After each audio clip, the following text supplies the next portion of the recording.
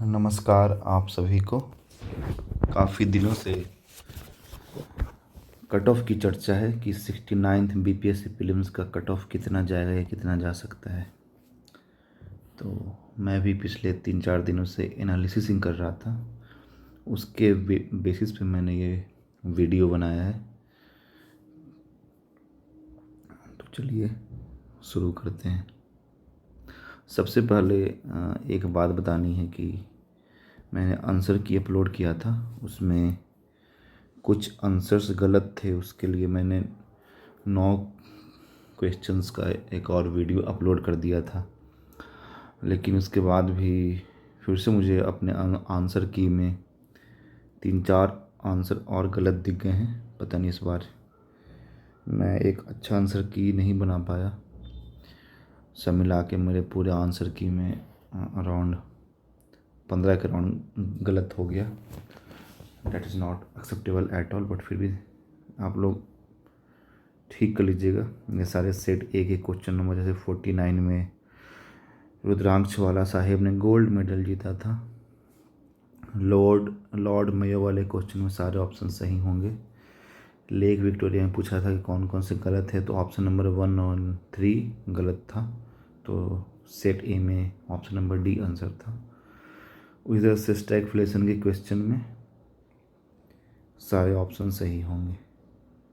ये आप लोग खुद से ठीक कर लीजिएगा। काफ़ी इस बार मैंने गलती कर दी आंसर की में। अब हम बात करते हैं कट ऑफ की। सबसे पहले देख लेते हैं कौन कौन से फैक्टर्स होते हैं जो कट ऑफ को डिसाइड करते हैं। बात करते हैं डिफ़िकल्टी लेवल की। तो इस बार क्वेश्चन का लेवल, अब तक जितने बीपीएससी एग्ज़ाम हुए होंगे, जैसा कि मैंने पिछली बार तो 60-62 तक ही बोला था। इनफैक्ट उसके पहले के पेपर देखिए, जब का ही पेपर देख लीजिए, जो भी ऑनलाइन अवेलेबल, आई थिंक 38 से ऑनलाइन अवेलेबल हो जाता है, या फिर मार्केट में बुक मिलती है उसमें होता है। तो उसमें ये अब तक का सबसे टफ पेपर था, नो डाउट इन डैट। ठीक ना। साइंस टफ था, ज्योग्राफी टफ था, मतलब कुछ भी इस बार आसान नहीं था। हिस्ट्री, मॉडर्न हिस्ट्री जैसा रहा करता था ऑलमोस्ट वैसा था, या उससे हल्का टफ था, बट इस बार कुछ भी आसान नहीं था। करंट अफेयर्स भी कोई बहुत अच्छे नहीं थे। तो डिफ़िकल्टी लेवल ओवरऑल ज़्यादा था। इनफैक्ट मैंने 68th में भी बोला था कि डिफ़िकल्टी लेवल क्वेश्चन सबसे ज़्यादा ही, इनफैक्ट ये उससे भी ज़्यादा था 69th का। ठीक ना। तो ये बात आपको माइंड में रखनी है। दूसरा बात, nature of the question paper.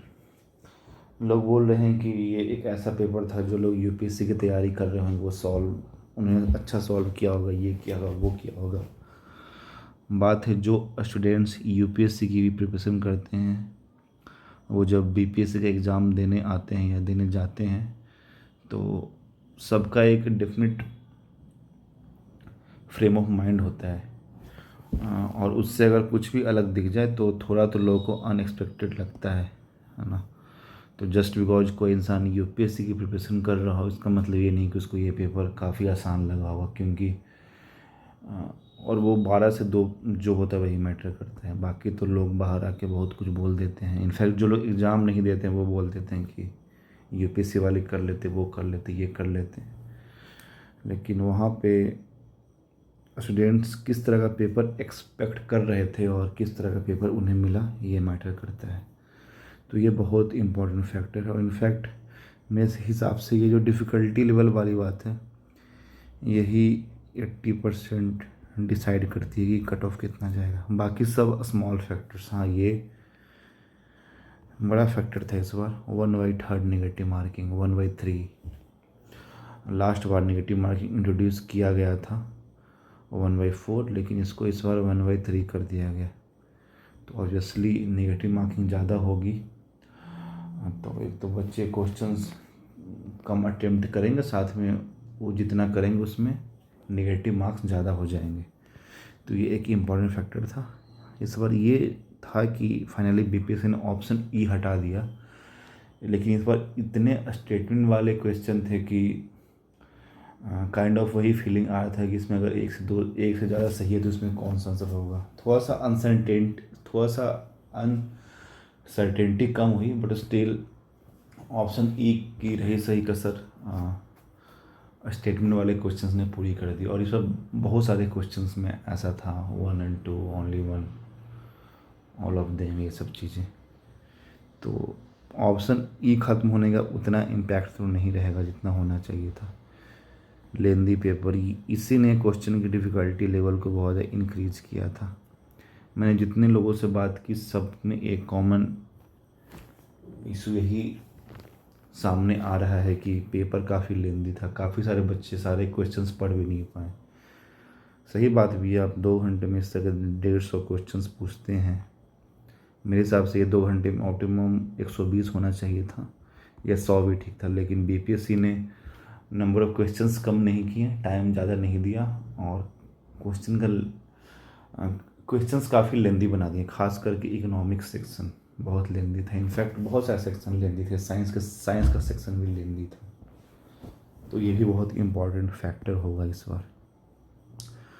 Chain pattern, वही मैं बात कर रहा हूँ कि कैसे इस बार सही में लोग 68 से ही बोल रहे थे कि पैटर्न चेंज हो गया, पैटर्न चेंज हो गया। लेकिन मैंने उस समय ये बात इस्टेब्लिश की थी कि नहीं, इसको तो मैं पैटर्न चेंज नहीं बोलूँगा, लेकिन 69 से फाइनली हम बोल सकते हैं कि बीपीएससी प्रीलिम्स का पैटर्न फाइनली चेंज हो चुका है।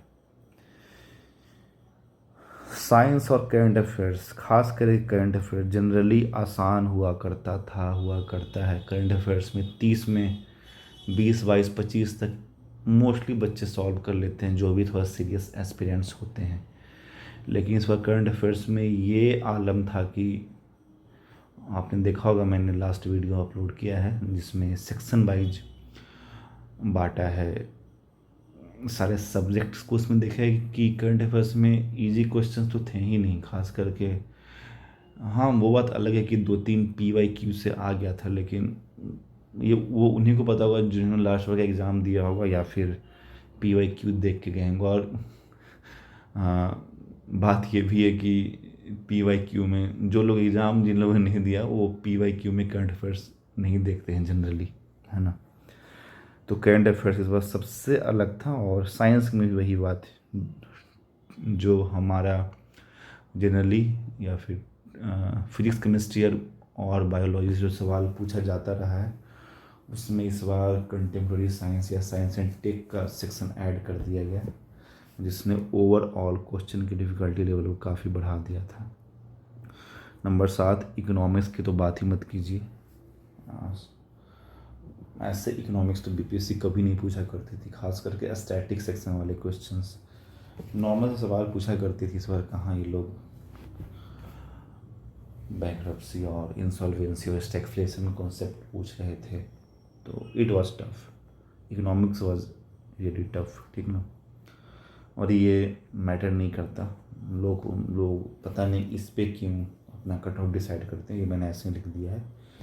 वैकेंसीज थोड़ा ज़्यादा बढ़ गई पिछली बार से, और कैंडिडेट्स थोड़े कम थे। जैसा कि आप लोगों ने देखा हो कि 2.97 लाख फॉर्म भरा गया, तो उसमें अराउंड 2 लाख बच्चों ने एग्ज़ाम दिया। तो इससे उतना फ़र्क नहीं पड़ता, इसलिए इस पर बात भी नहीं करेंगे। तो ये कुछ फैक्टर्स थे जो कट ऑफ डिसाइड करते हैं। तो और मैंने इसके अलावा काफ़ी सारे लोगों से बात की, एस्पिरेंट से पूछा उन्हें कितने मार्क्स आ रहे हैं, और उसके बेस पे मैंने पिछले 3-4 दिन में एनालिसिस करके अपना कट ऑफ बनाया है, जो मैं आपको बताने जा रहा हूँ कि मेरे हिसाब से क्या कट ऑफ होगा। लकली या फॉर्चुनेटली लास्ट टाइम जो मैंने कट ऑफ बताया था 68 में, वो काफ़ी ज़्यादा सही था, काफ़ी हद तक सही था। लेकिन फिर से मैं वही गारंटी नहीं ले सकता हूँ, क्या पता मैं ये जो इस बार जो बता रहा हूँ पूरा गलत हो जाए। बट स्टिल मेरे हिसाब से मेरा अनुमान यही है कि यही कट ऑफ जाने वाला है। तो जल्दी से सारी कैटेगरीज का कट ऑफ देख लेते हैं। सबसे पहले देख लीजिए, यही है 14 कैटेगरीज अनरिजर्व्ड यूआर मेरे हिसाब से। और हाँ, मैंने कट ऑफ में फिर से वही बात बोलूँगा, मैंने कट ऑफ में बस 3 मार्क्स का रेंज रखा है। इससे ज़्यादा का रेंज रखना मुझे एक तरह से काफ़ी बेईमानी लगती है कि लोग बोलते हैं कि 85 और ये +-3 भी कर देते हैं तो इफ़ेक्टिवली वो बोल रहे हैं कि 82 से 87 कट ऑफ। तो ये आप बता के क्या ही तीर मार ले रहे हैं, इनफैक्ट 82 से 88। तो जहाँ पे जो भी कोचिंग इंस्टीट्यूट या फिर जो भी यूट्यूब वाले कट ऑफ का रेंज ये बता रहे हैं कि 80 से 85, वो कोई मतलब नहीं है। एक तो 150 मार्क्स के क्वेश्चन में आप इतनी बड़ी रेंज नहीं रख सकते, इसलिए मैं हमेशा अपने मार्क्स का रेंज 3 मार्क्स का ही रखता हूँ। तो मेरे हिसाब से अनरिजर्व्ड 80 to 82 रहेगा, unreserved female 73 to 75, BC 76 to 78, BC female 70 to 72, EWS 76 to 78। और एक बात और है, बहुत सारे लोग पता नहीं क्यों EWS बॉयज़ और गर्ल करते हैं, फीमेल होता है बट बॉयज़ ऐसा कोई कट ऑफ नहीं होता, वो कैटेगरी स्पेशली बॉयज़ के लिए रिजर्व्ड नहीं होती है, तो लोग कुछ भी बोल देते हैं। EWS female 71 to 73, EVC 75 to 77, EVC female 67 to 69, SC 69 to 71, SC female 58 to 60, ST 65 to 67, ST female 57 to 59, BCL। इसमें मैं फिर से बता दूं, ये कैटेगरी नाम में BC लगा हुआ है, लेकिन ये कैटेगरी इफेक्टिवली BC, EVC और SC और ST इन चारों के लिए होती है ये कैटेगरी, बस जनरल लड़कियों को छोड़ के 68 to 70, और इसमें आरक्षण होता है 3%, ठीक ना। और last grand child of x freedom fighter 71 to 73। मैं फिजिकली हैंडीकैप्ड लोगों का कट ऑफ प्रिडिक्ट नहीं करता, इसके पीछे वजह ये है कि उनका कट ऑफ बहुत ज़्यादा वेरी करता है और उतने लोग होते भी नहीं हैं, तो ठीक है। यही था मेरे हिसाब से, कट ऑफ का अनुमान यही होगा और इतना ही होना चाहिए। तो अगर आप अपने कैटेगरी के हिसाब से अपना मार्क्स देख लीजिए, अगर इससे ज़्यादा या इससे 1 नंबर कम भी हो तो मैं 1 ही बोलूँगा, उससे तो कम नहीं जाएगा। और अभी शायद BPSC ने ऑफिशियल आंसर की रिलीज़ नहीं किया है, तो उसका भी थोड़ा वेट कर लीजिए, क्योंकि मैंने भी जो आंसर डाला उसमें मुझे पता है कि 2-3, इनफैक्ट मैंने अपने 13 आंसर चेंज कर दिए हैं, उसके बाद भी मुझे लगता है कि मेरे 2-3 आंसर और चेंज होंगे। तो एक बार BPSC जब आंसर की अपलोड कर देगी तो आप लोग उससे मैच कर लीजिएगा। अगर इस कट ऑफ के अकॉर्डिंग आपका मार्क्स आ रहा हो तो आपको पता है कि BPSC मेंस बहुत कम टाइम दे रही है आजकल, तो जल्दी से मेंस का शुरू कर दीजिएगा। इनफैक्ट नहीं भी आ रहा हो तो, और अगर इस एग्ज़ाम को आगे देते रहना है, अगर आपकी इच्छा भी है कि एग्ज़ाम निकाला जाए, पढ़ा जाए, तो और गिवन कि next prelims I don't think कि सितंबर से पहले होने वाला है, तो अभी आप लोग 3-4 महीने मेंस का पढ़ सकते हैं, क्योंकि मेंस वो वाली बात नहीं रही। 68 से जो इन लोगों ने एक कंपलसरी शॉर्ट आंसर्स का जो सेक्शन इन लोगों ने ऐड किया है, इस वजह से मेंस में भी बहुत कुछ कवर करना पड़ेगा। इसलिए अच्छा है कि आप लोग मेंस का अभी से शुरू कर दीजिए, काफ़ी फ़ायदा होगा। तो चलिए ठीक है, थैंक यू, मिलते हैं अगले वीडियो में।